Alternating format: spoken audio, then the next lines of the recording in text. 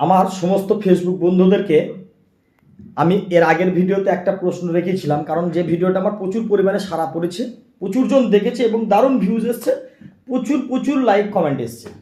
সেই ভিডিওতে আমি একটা প্রশ্ন রেখেছিলাম। প্রশ্নটা কি? প্রশ্নটা হচ্ছে, মমতা ব্যানার্জি সরকার বলেছিল এটা হতে দেবো না, ওটা হতে দেবো না, ওয়াকফ সম্পত্তি বিল মেনে নেবো না, মানে যা কিছু বলেছে সব মিথ্যা প্রতিশ্রুতি, সবই হয়ে গেছে। শুধু বাকি আছে একটা জিনিস। জিনিসটা কি জানো? জিনিসটা হচ্ছে ডিটেনশন ক্যাম্প।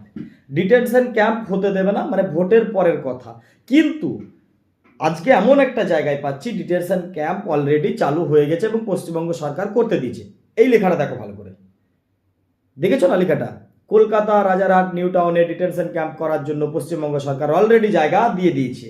এখন বর্তমানে আপনার একটা ভোট একটু সোচ সমাজকে দিয়ে যেটা মনে করবে ভালো ওটাই করবে। প্রশ্নটা ছিল, উত্তরটা আমি অনেকজনের কাছ থেকে পেয়েছি, কিন্তু অ্যাডভান্স উত্তর পেয়ে যাওয়ার কারণে আমি ভিডিওটা আবার করলাম।